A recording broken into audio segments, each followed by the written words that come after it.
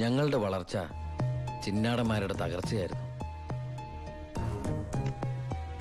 ഞങ്ങളെ നശിപ്പിക്കാൻ വേണ്ടി പല പല അടവുകളും അവർ പ്രയോഗിച്ചു. പക്ഷെ ഒന്നും വിജയിച്ചില്ല. ഒടുവിൽ ഒരു ദിവസം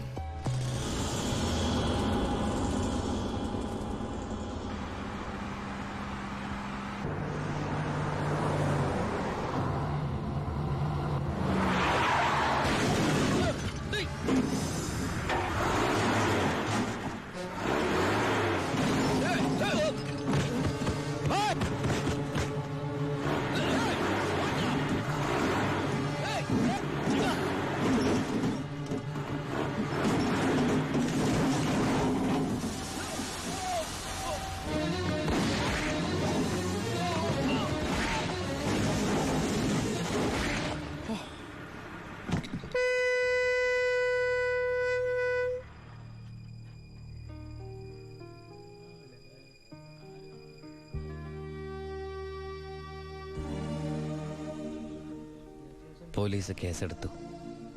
കാറ്, തോക്ക് തുടങ്ങിയ തെളിവുകളൊക്കെ ഭായിക്കെതിരായിരുന്നു. ഭായിക്ക് വേണ്ടി ഞാൻ കുറ്റേറ്റെടുത്തു. എന്തിന്? ഭായിക്ക് ഭാര്യയുണ്ട്, മകനുണ്ട്. ഞാൻ ബാച്ചിലറല്ലേ. ഒന്ന് ജയിലിൽ കയറി ഇറങ്ങിയാലും എനിക്കെന്ത് സംഭവിക്കാൻ? പാവം ഭായ് എനിക്ക് വേണ്ടി ഒരുപാട് കാശ് ചെലവാക്കി കേസ് നടത്തി.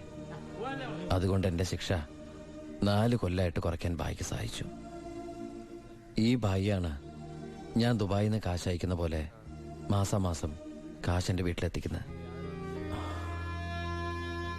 എൻ്റെ കുടുംബം അവിടെ ഹാപ്പി. അതുകൊണ്ട് ഞാനിവിടെ ഹാപ്പി. ആ പരമശിവത്തിന്റെ പരോൾ സാങ്ഷൻ ആയിട്ടുണ്ട്. ഓ, ആള് കുഴപ്പക്കാരനൊന്നുമല്ലല്ലോ. അല്ല സാർ. തനിക്ക് എന്താണോ അയാളുടെ കാര്യത്തിൽ ഇത്ര ഇൻട്രസ്റ്റ്? അവനൊരു പാവമാണ് സാർ.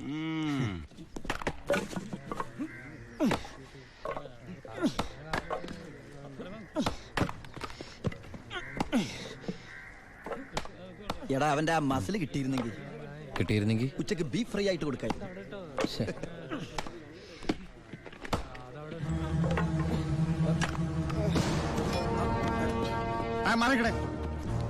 എന്ത് പറ്റി? ആ ഡോക്ടറെ വിളിച്ചു സാർ. ഒടുക്കത്തെ കരുനാക്ക്. എന്താടാ ഒരാള് കിടന്ന് ഉറങ്ങണേന് ഇങ്ങനെ നീ എന്തേത് വേടി?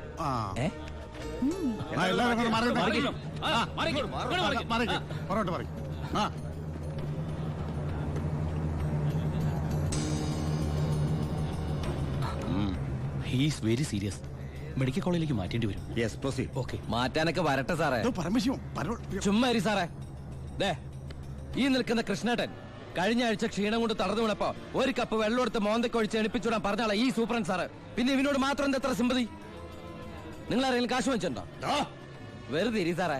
ഇവന്റെ നാവിക്കിട്ട് ഒരു ഒറ്റ തൊഴിലെടുത്തന്റെ അപ്പ എഴുന്നോക്കോ.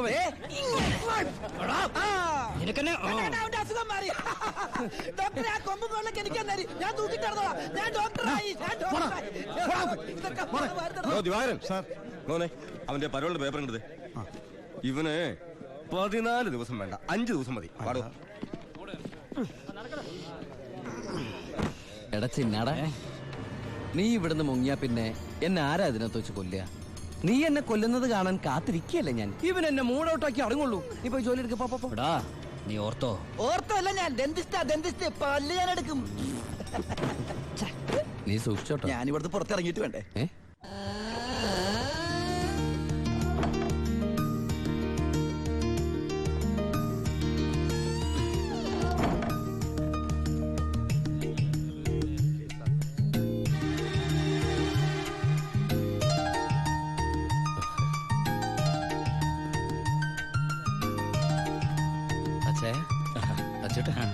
സുഖല്ലേ?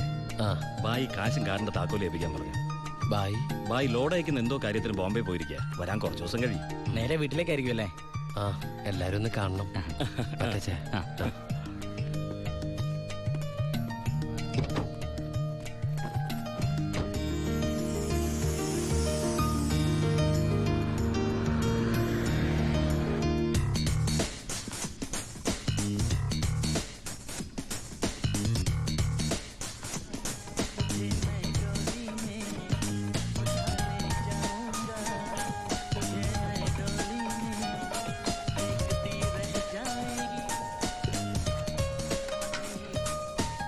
ഭാരതി അമ്മേ, ഭാരതി. ഉണ്ണി,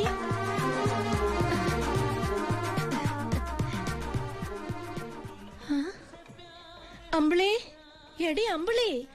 എന്താ അമ്മേ? ഞാൻ ഉണ്ണിയുടെ ശബ്ദം കേട്ടു. ശബ്ദോ? ആ, അവൻ എന്നെ ഭാരതി അമ്മയെന്ന് വിളിക്കുന്നത് ഞാൻ കേട്ടു. അത് അമ്മ എപ്പോഴും ഉണ്ണേനെ കുറിച്ച് ചിന്തിക്കുന്നോണ്ട് തോന്നിയതായിരിക്കും. അല്ലടി, ഞാൻ ഭാരതി അമ്മേ.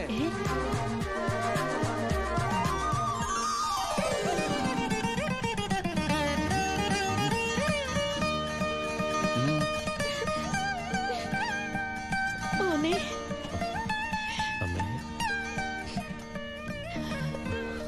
ഉണ്ണി.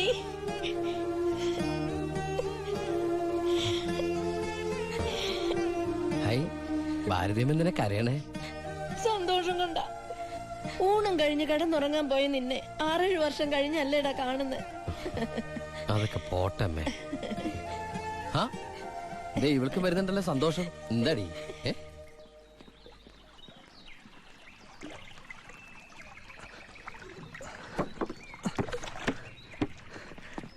ഉണ്ണിയേട്ടൻ വന്നു. ഓർക്കാപ്പുറത്തല്ല അമ്മേ ലീവ് കിട്ടിയത്, അതുകൊണ്ട് ഒരുപാടൊന്നും വാങ്ങാൻ പറ്റിയില്ല. ദാ അമ്മയ്ക്ക് ഷുഗറും പ്രഷറും നോക്കാൻ, പിന്നെ നിനക്ക് മിഠായി, ഓടി CD. ഏട്ടാ, എടാ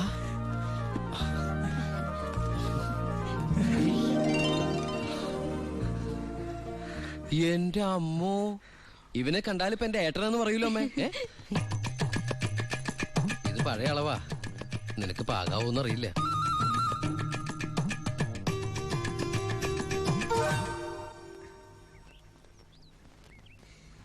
നീ പിടിച്ചേ.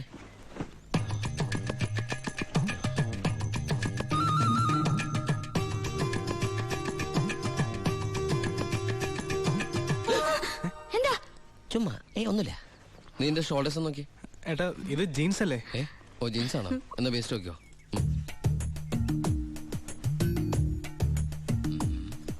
ഞാൻ നിനക്ക് വേറൊരു സാധനം കൊണ്ടുവന്നുണ്ട്. നമ്മുടെ അനിയത്തി.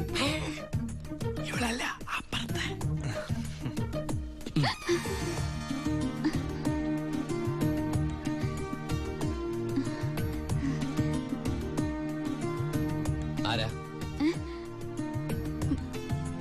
ഏയ് നിക്കവിടെ. നീ ഏതാ? നീ എവിടത്തെയാ? ചെവി ഇട്ടൂടെ? സംസാരിക്കില്ലേ? ഞാൻ ആ വീട്ടിലെ. ആ വീട്ടിലെ. അതെന്റെ വീടല്ലേ? ഏട്ടാ, നമ്മുടെ പുതിയ വാടകക്കാരാ. ഓ, നല്ല കൂട്ടരാ, നല്ല തങ്കപ്പെട്ട സ്വഭാവമുള്ള കുട്ടിയാ. പേര് ഗോപിക. അയ്യേ, എനിക്ക് പെങ്ങളെ പോലെയാ. അയ്യോ, പെങ്ങളെ പോലെയാണോ? അപ്പൊ നിനക്ക് India is my country, all Indians are my sisters ആണല്ലേ? നിനക്ക് ഇന്ത്യന്ന് പെണ്ണ് കിട്ടാൻ പറ്റില്ലല്ലോ. ഒന്ന് പോയേട്ടാ. നമുക്ക് ഇറ്റലിയിൽ നിന്ന് ഒരു ജെറ്റിലെ തപ്പാം. ഗോപികയുടെ അച്ഛൻ്റെ അടുത്ത് ഞാൻ എല്ലാ കാര്യങ്ങളും സംസാരിച്ചിട്ടുണ്ട്. അതിന് ഉണ്ണിയുടെ അഭിപ്രായം കൂടെ അറിയണ്ടേ? കല്യാണക്കാര്യം പറയുമ്പോ അവൻ എന്തെങ്കിലും പറഞ്ഞൊഴിയും. നോക്കിക്കോ. പെണ്ണ് കാണൽ ചടങ്ങാണെന്ന് ഉണ്ണിയേട്ടൻ്റെ അടുത്ത് ഇപ്പൊ പറയണ്ട. അമ്മേ, ഗോപി ഉണ്ണിയേട്ടന് ഇഷ്ടം ഉറപ്പാ. എന്താടാ അവിടെ ഒരു ഗൂഢാലോചന? ഞങ്ങള് നിന്റെ കാര്യം അതെ അതെ, പറയായിരുന്നു. ഞങ്ങൾ ഏട്ടന്റെ കാര്യം പറയായിരുന്നു. എന്താമേ? ഉണ്ണിയേട്ടൻ ഇവിടെ വന്നിട്ട് ഔട്ട് ഹൗസിൽ താമസിക്കുന്നവരെന്ന് പരിചയപ്പെട്ടോ. അങ്ങോട്ടൊന്ന് കേറി ചെന്നു. ദുബായ്ക്കാരന്റെ പത്രാസെന്ന് അവര് വിചാരിച്ചിട്ടുണ്ടാവും. മോശമായ ഭാരതി. എന്ന് ഇപ്പൊ തന്നെ കണ്ടിട്ട്. എന്താ എന്താ എന്താ? ഈ രാത്രിയിലോ? രാത്രി എന്താ കുഴപ്പം? കുഴപ്പമുണ്ട്. അവിടെ പ്രായമായ ഒരു പെൺകുട്ടിയില്ലേ?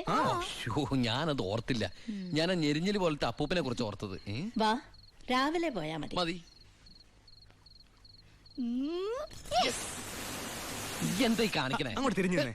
എന്തിനാ എന്നെ ഇങ്ങനെ കെട്ടിച്ചമിക്കണേ? ഞാൻ എന്താ കല്യാണ ചക്കനാ? ദുബായ്ക്കാരനല്ലേ, ജാടയ്ക്ക് ഒട്ടും കുറവ് വരുത്തണം. മാത്രമല്ല അവിടെ ഒരു സുന്ദരി പെൺകുട്ടിയില്ലേ ഏട്ടാ? ഞാൻ എന്താ പെൺകുട്ടിയെ പെണ്ണ് കാണാൻ പോവാണോ? നിനക്കെന്താ പറ്റിയത്? നിനക്കെന്താ പറ്റിയത്? ഒന്നുമില്ല. പിന്നെ എനിക്കെന്താ പറ്റിയത്? അമ്മേ പോവാം. വെറും കൈയോടെയാണോ പോന്നേ? ഞാനത് ഓർത്തില്ല. അങ്ങർക്ക് സന്തോഷായിക്കോട്ടെ. സ്കോച്ചും സിഗരറ്റും. അയാൾക്കൊന്നും ഇഷ്ടമല്ലെന്നേ. പിന്നെ ദേ, ഇത് കൊടുത്താ മതി. എന്താ ഇത്? നീ കൊണ്ടുവന്ന സാരി. അവിടെ ഒരു പെങ്കൊച്ചില്ലേടാ. ഇതെന്താ പുടവെടുക്കൽ ചടങ്ങാണോ? ഹലോ അപ്പൂപ്പൻ. നമസ്കാരം. നമസ്കാരം. അപ്പൊ ആളെ മനസ്സിലായി? ഇന്നലെ മുഴുവൻ വൈദ്യന്റെ അടുത്തായിരുന്നു, അതുകൊണ്ട് പരിചയപ്പെടാൻ പറ്റിയില്ല. ഒരു സാരിയാ? എനിക്കോ? അല്ല, ഗോപിക്കാ. നേരിട്ട് കൊടുത്തോളൂ. ഇരിക്കൂ ഇരിക്കൂ. ഏയ്, വീശു നല്ല അസല് സാധനം കൊണ്ടുവന്നുണ്ട് സ്കോച്ചാ എടാ നീ എടുത്തോണ്ടേ ചുമ്മാ ആളെ കണ്ടറിഞ്ഞൂടെ അടിക്കുന്നു. അല്ല ഞാൻ മരുന്ന് കഴിച്ചോണ്ടിരിക്കുക പറ്റത്തില്ല. ആ അത് പറ. എന്തായാലും കേശം വൈദ്യരുടെ അടുത്ത് വന്നത് അത് വളരെ നന്നായി. ഒരു 2-3 മാസം കഴിയുമ്പോഴേക്കും അസുഖമൊക്കെ മാറി ആൾ കുട്ടപ്പച്ചണ്ടാവില്ലേ? അല്ല ഈ ഭക്ഷണക്രമമൊക്കെ ചായ മാത്രോ? ഈ നാട്ടുമരുന്നൊക്കെ മിക്സ് ചെയ്തിട്ടുള്ള ചായ? അതല്ല, ആ ചായയുടെ കാര്യ പറഞ്ഞേ.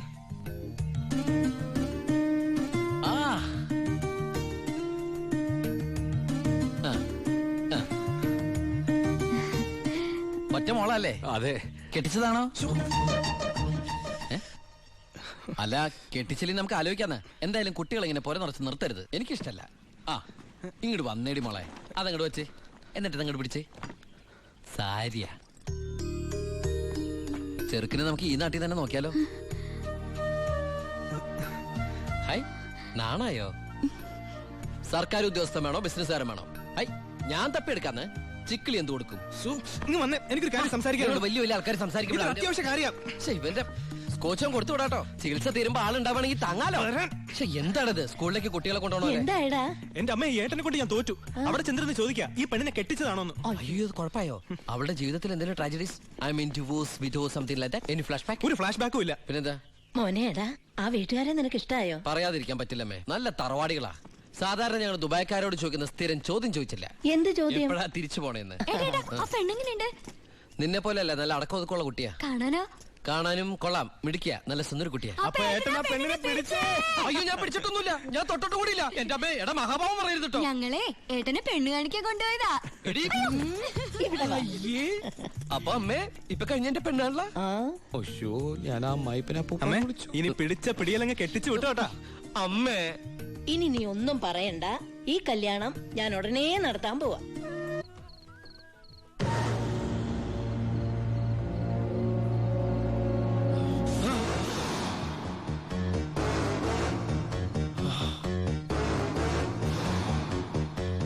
പരോളിലിറങ്ങി നീ മുങ്ങാന്ന് വിചാരിച്ചു അല്ലടാ?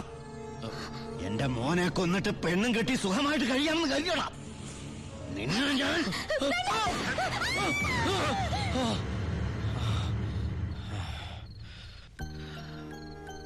ഞാൻ കാരണം ആ കുട്ടി. ഹേയ് വേണ്ട.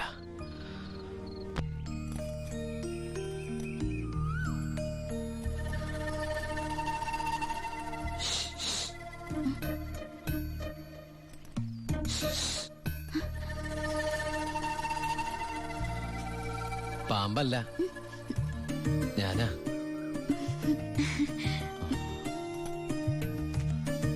കുട്ടി ഞെട്ടിയോ? ശബ്ദം കേട്ടപ്പോ ഞാൻ വിചാരിച്ചു പാമ്പാണെന്ന്. അല്ല അത് ഒരു കാര്യം പറഞ്ഞോട്ടെ. ആരെങ്കിലും കണ്ടാലെന്താ? കല്യാണത്തിന് മുമ്പ് ഇങ്ങനെയൊന്നും പാടില്ല. എനിക്ക് കല്യാണത്തിന് മുമ്പേ ഇങ്ങനെയൊക്കെ പാടൂ. കുട്ടി എന്റെ കഥയൊന്ന് കേക്കണം. കഥയൊക്കെ എഴുതുവോ? എന്നിട്ട് വല്ല വാരികയിലും പ്രസിദ്ധീകരിച്ചോ? ആ കഥയല്ല, ഇതെന്റെ ജീവിത കഥയാ. കുട്ടിക്കൊരു സത്യം അറിയോ? ആദ്യമായിട്ട് ഞാൻ ദുബായിക്ക് പോയത് ഫ്ലൈറ്റിലല്ല, പിന്നെ കള്ള ലോഞ്ച് കയറിയ. അവിടെ എത്തും മുമ്പ് ആ ലോഞ്ച് മുങ്ങി. ഈശ്വര, എന്നിട്ട് വല്ലതും പറ്റിയോ? ഞാൻ ആ കരയിൽ കിടന്ന്, അല്ല കര കാണാ കടലിൽ കിടന്ന് മരണത്തോട് മല്ലടിച്ചു. പിന്നെ എനിക്കൊന്നും ഓർമ്മയില്ലായിരുന്നു. ബോധം തെളിഞ്ഞപ്പോ ഞാൻ ദുബായിലുള്ള ഒരു ക്രിസ്ത്യാനി ഷെയ്ഖിന്റെ വീട്ടിലായിരുന്നു. എന്നെ രക്ഷിച്ചത്, എനിക്കൊരു ജോലി വാങ്ങി തന്നത് എല്ലാം ആ ഷെയ്ഖിന്റെ കാരുണ്യ. ഒരിക്കലും ഷെയ്ഖച്ചൻ എന്നോട് പ്രത്യുപകാരം ചോദിച്ചു. അദ്ദേഹത്തിന്റെ അന്ധയും ബദിരിയും മൂകയും വികലാംഗയുമായ മകളെ എന്നോട് കല്യാണം കഴിക്കാമോന്ന്. ആ ഷെയ്ഖിന്റെ മുമ്പിൽ ഞാൻ ഷോക്കായി. കടപ്പാടുകൾ മറക്കാത്ത ഞാൻ അതിനെ സമ്മതിച്ചു. ഞാൻ തിരിച്ചു ചെല്ലുന്നും കാത്ത് അന്ധയായ ആ കുട്ടി കണ്ണിൽ എണ്ണൊഴിച്ച് കാത്തിരിക്കുക. ആ കുട്ടിയെ മറക്കാൻ എനിക്കാവില്ല. സോറി. കരയ ഇതുകൊണ്ട് കണ്ണീരൊപ്പിക്കോളൂ. ആരും കാണണ്ട. എന്നിട്ട് കുട്ടി വീട്ടിലേക്ക് വെക്കോളൂ. പിന്നെ ആര് കേട്ടാലും ഈ കഥ വിശ്വസിക്കില്ല. അതാ എന്റെ കഥയുടെ കുഴപ്പം. വീട്ടിൽ ആരോട് ചെന്നത് പറയണ്ട. അവരാരെങ്കിലും ചോദിച്ചാ കുട്ടിക്ക് എന്നെ ഇഷ്ടായില്ലെന്ന് മാത്രം പറഞ്ഞാൽ മതി.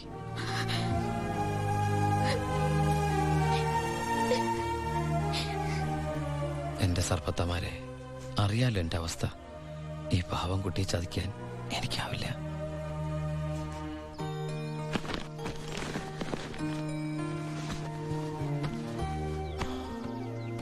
ഭാരതീയമ്മ എന്താ പിണങ്ങിയിരിക്കുക?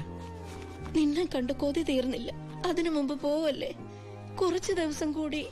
അമ്മ എന്താ ഈ പറയണേ? എനിക്ക് ഇന്നെ തിരിച്ചു പോയേ പറ്റൂ. ഞങ്ങളുടെ അവധി എന്നൊക്കെ പറഞ്ഞാ ഏതാണ്ട് പരോള് പോലെയാ. പറഞ്ഞ സമയത്ത് തിരിച്ചെന്നില്ലെങ്കിലേ തൂക്കിയെടുത്തോണ്ട് പോവര്. പിന്നെ ആ ജീവനാന്തം ജയിലില്ല. അല്ല, വെയിലില്ലേ ഈ അറബിയുടെ അടിമപ്പണിയൊക്കെ ചെയ്തിട്ട്. ദുബായിൽ അങ്ങനെ ഉണ്ട്.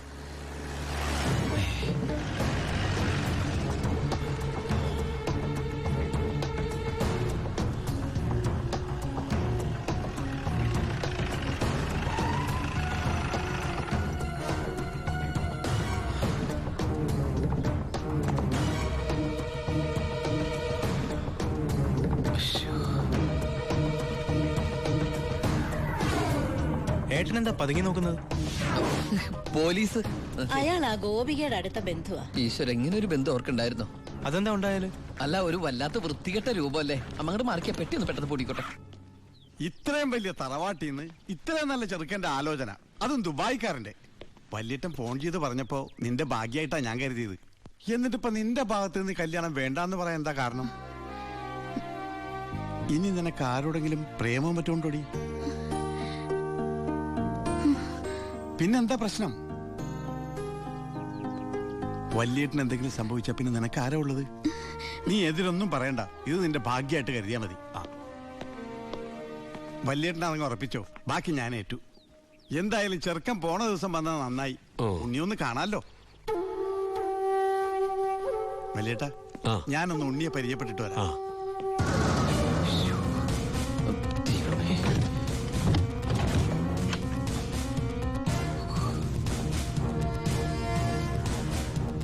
ഏട്ടാ, എല്ലാം എടുത്തിട്ടുണ്ട്. ഒന്നും മറന്നില്ലല്ലോ? ഒന്നും മറന്നിട്ടില്ല. നീ ഒരു കാര്യം ചെയ്യ്, പെട്ടെന്ന് ഈ സ്ഥലം എടുത്ത് ഇതുവഴി വണ്ടി കയറിക്കോ. മോളെ എല്ലാം ഓക്കെ അല്ലേ?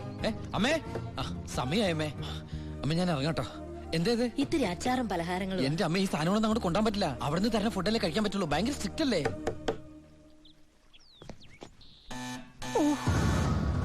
ആരോ ബെല്ലടിക്കുന്നുണ്ടല്ലോ. അല്ല, ഹലോ, അവിടെ നിന്നേ. അത് പിച്ചക്കാരനാ, പിച്ചക്കാരൻ. ഞാൻ 10 രൂപ കൊടുത്തപ്പോ 100 രൂപ വേണമെന്ന്. ഗൾഫുകാരുടെ ഒരു അവസ്ഥ നീ എടാ, അവൻ അവിടെ നിന്ന് അടിക്കട്ടെ. നമ്മുടെ മസിൽ അടിക്കുന്ന പിച്ചക്കാരാണോ? നീ ഇങ്ങോട്ട് വന്നേ, മോളിങ്ങോട്ട് വന്നേ, പെട്ടെന്ന് വാ.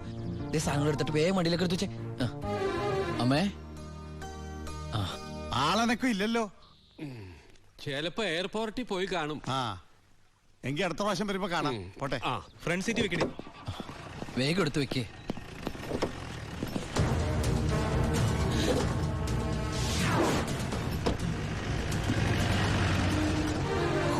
അയാള് പോയി. പൊറോട്ട എടുത്ത്. അയാള് വരുന്നു. എന്താ എന്തൊരു ചൂടാണത്, ഭയങ്കര ചൂട്. ഞാൻ ഒന്നുകൂടി കുളിച്ചിട്ട് വരട്ടെ. നാട്ടുവെള്ളത്തിലൊന്ന് കുളിക്കണമെങ്കിൽ എത്ര നാൾ കഴിയണം? ദുബായ് കിട്ടുന്ന വെള്ളം ഉണ്ടോടാ? ഡീസൽ അല്ലേ, ഡീസൽ.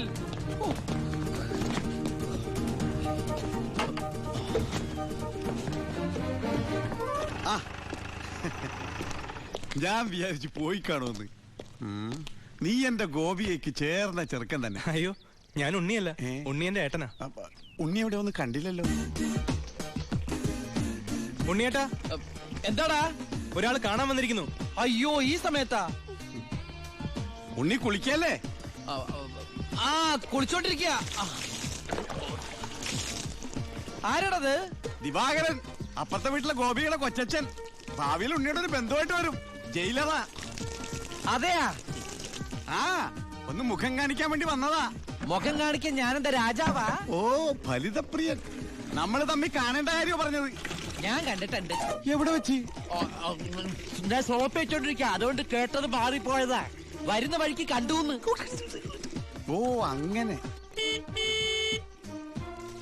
ഓ, പിന്നെ പോയിട്ട് ഇത്ര ധൃതി ഉണ്ടായിരുന്നു. 12:30 ട്രെയിൻ. പെട്ടെന്ന് ഇറങ്ങുവോ? ഏയ്, വൈകും വൈകും. ട്രെയിൻ മിസ്സാക്കണ്ട, വേഗം പുറപ്പെട്ടോളൂ. നമുക്ക് നാളെ അവിടെ വെച്ച് കാണാം. അവിടെ വെച്ചോ? നാളെ എവിടെ വെച്ച്? സോപ്പ് മാറിപ്പോയതായിട്ട് പറഞ്ഞത് മാറിപ്പോയതാ. അടുത്ത വരവിന് ഇവിടെ വെച്ച് കാണാമെന്ന്. ശരി ശരി, എങ്കിൽ ഞാൻ ഇറങ്ങുന്നു. ഇങ്ങോട്ട് വെച്ച് പൊക്കോളൂ. ഞാൻ ഈ ഗ്ലാസ് എടുത്തോട്ടെ. ഗ്ലാസാ? ഗ്ലാസ്സിലെ ചായ കളഞ്ഞിട്ട് അമ്മയോട് വെച്ചിട്ട് എടുത്തോളൂ. അയ്യോ ഞാൻ ഈ കൂളിംഗ് ഗ്ലാസിന്റെ കാര്യം പറഞ്ഞത്. കൂളിംഗ് ഗ്ലാസോ ചില്ല് ഗ്ലാസോ ഇനി അപ്പുറത്തെ സ്കൂളിലെ ക്ലാസ്സോ എന്താന്ന് വെച്ചാൽ വേഗം എടുത്തിട്ട് വേഗം പൊക്കോളൂ, ട്രെയിൻ മിസ്സാവും. ആ ഓ ആ ഇനി ദുബായിക്കാരുടെ വീട്ടിൽ വന്നിട്ടൊന്നും തന്നില്ല എന്ന് വേണ്ട. അപ്പോ ഞാനങ്ങോട്ട് പൊക്കോളൂ, ബൈ ബൈ.